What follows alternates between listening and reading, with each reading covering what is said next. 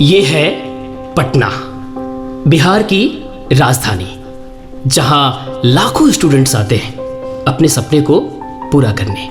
सपना एक सरकारी नौकरी की, और इसी सरकारी नौकरी को पाने की जद्दोजहद में वो तमाम कष्टों का सामना भी करते हैं। खुद से खाना बनाना, एक छोटे से रूम में रहना, कंपटीशन की सारी किताबें, रीजनिंग, मैथ्स, जीके, जीएस, सारी किताबों को रट्टा लगा जाना, फिर पेपर, एग्जाम्स, रिजल्ट, और इसी रिजल्ट में पलता जाता है एक सपना। इसी रिजल्ट में छिपी होती है किसी की मजबूरी। पहले तो 10th, 11th, 12th पास और किसी तरह सर्टिफिकेट एकत्रित करो, फिर उस सर्टिफिकेट को लेकर कूद पड़ो सरकारी नौकरी पाने वाले अखाड़े में। वैकेंसी 500 तो कैंडिडेट लाखों में। फिर भी यहां आपको कामयाबी का मतलब आपकी सरकारी नौकरी से है। आपने सरकारी नौकरी पाई तो आप कामयाब हैं, और यदि आपको सरकारी नौकरी नहीं मिली तो आप नाकामयाब। आपके सर्टिफिकेट की कोई वैल्यू नहीं। आखिर क्या है इस सर्टिफिकेट में?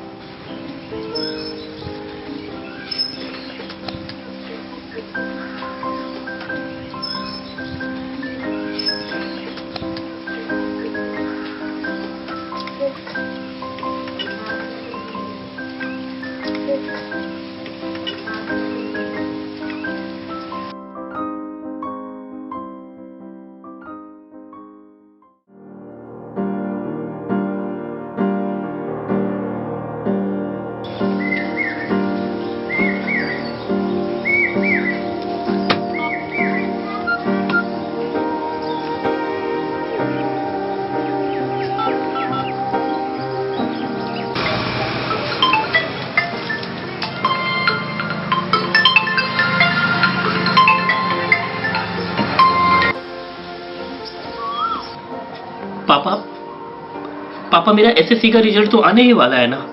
वो तो कई वर्षों से आ ही रहा है। रेलवे का एग्जाम भी बहुत अच्छा गया है। अरे तेरा एग्जाम खराब कब जाता है? पापा, शिक्षक नियोजन वाला काउंसलिंग कैंप भी लगने ही वाला है। हाँ, मैं जानता हूँ।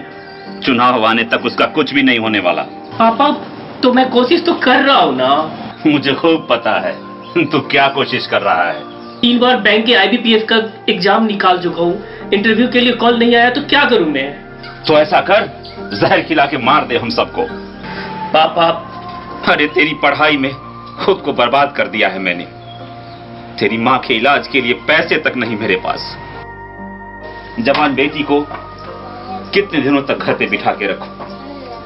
बनिया, दूध वाला, डीलर, बैंक का मैनेजर, सब खरी खोटी सुनाते हैं। पापा, तो फिर मैं क्या करूं? आप ही बताइए, क्या करूं मैं? अरे मुझे क्या पता। मैं तो 5वीं तक पढ़ा हूं, लेकिन तुझे तो कॉन्वेंट में बचपन से पढ़ाया ना। एक मैं ही होशियार निकला, तुझे पटना भेजकर तैयारी करवा रहा हूं, जिसकी सजा मैं आज तक भुगत रहा हूं। किस मनहूस घड़ी में मैंने ये निर्णय लिया था। ठीक है, तो फिर मैं कोई प्राइवेट नौकरी ही कर लेता हूँ। अरे पागल, कितना तनख्वाह कमा लेगा तू प्राइवेट नौकरी से? पापा, शुरू में 5 से 7 हजार तो मिल ही जाएंगे ना। क्या होगा उससे? 4 हजार तो तेरे महीने का खर्च है। मैं 2000 में काम चला लूंगा, 5000 आपको भेज दूंगा, ठीक है? अरे निखट्टू, तेरी पढ़ाई के नाम पर जो 2 लाख कर्जे लिए हैं, उसका तो महीने का 10,000 ब्याज भर रहा हूं मैं। महीने का 5,000 भेजने से क्या होगा? अरे इतना तो अब्दुल का बेटा पंचर 60 के बल कमा लेता है। फिर इतना पढ़ा लिखा कर क्या मिला मुझे? फेंकना का बेटा पंजाब में चावल फैक्ट्री में चावल उठा उठा कर उसकी बोरियां उठाकर 10,000 कमा लेता है। ठीक है पापा, तो आप मुझे कोई बिजनेस ही करा दीजिए। अरे सब कुछ तो लुटा चुका हूं, अब बिजनेस क्या अपनी किडनी बेचकर कराऊं?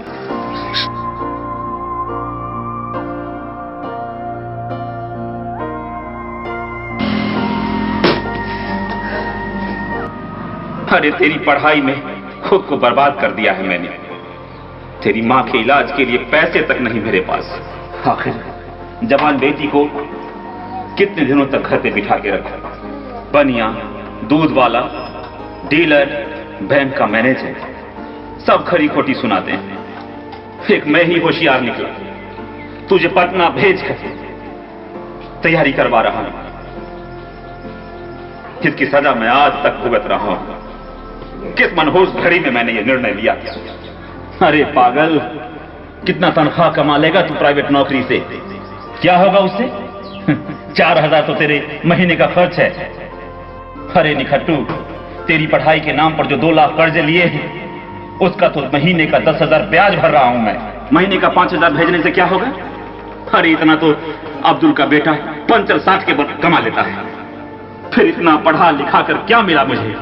फेंकना का बेटा पंजाब में चावल फैक्ट्री में चावल उठा उठा कर उसकी बोरियां उठाकर 10,000 कमा लेता है। क्या करूं यार, पिछले 5 साल से किसी तरह एक टाइम खाकर कंपटीशन की सारी किताबें रट चुका हूँ। ट्यूशन के सारे पैसे एग्जाम देने और फॉर्म भरने में खर्च हो जाते हैं, कुछ समझ में नहीं आता। क्या करूं यार? कितना सोचता है यार। चल तुझे गोलगप्पे खिला।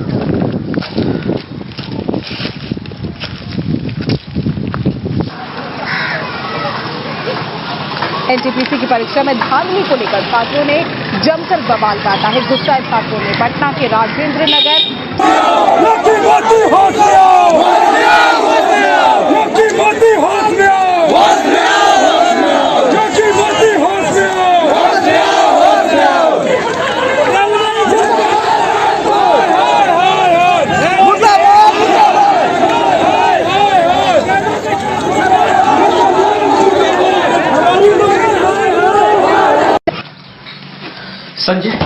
संजय जरा टीवी ऑन करना।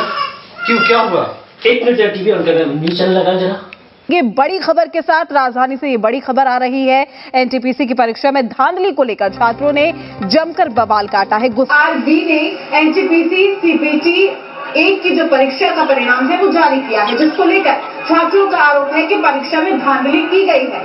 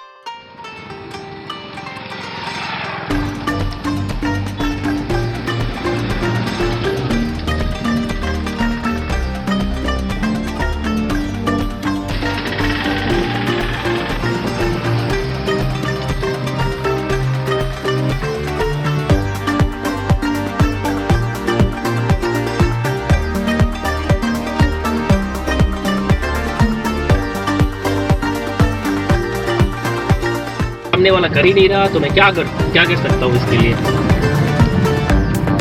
जो भी चीजें थी मैंने उसको पैकअप करने के लिए बोला ना।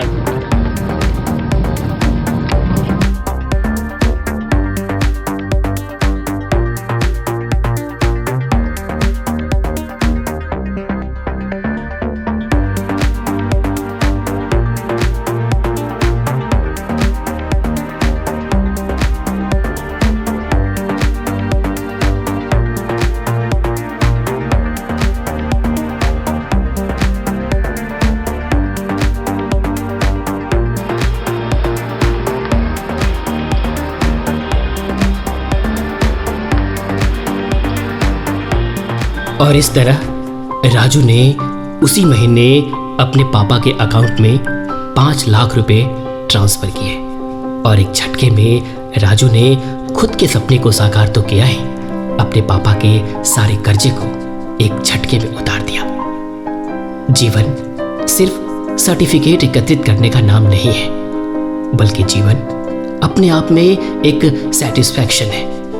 जब आप सफल हो जाते हैं तो लोग ये नहीं देखते कि आपको कामयाबी कितनी देर में मिली है, बल्कि लोग ये देखते हैं कि आप कामयाब हैं या नहीं है। कामयाबी, सफलता सिर्फ सर्टिफिकेट की मोहताज नहीं होती।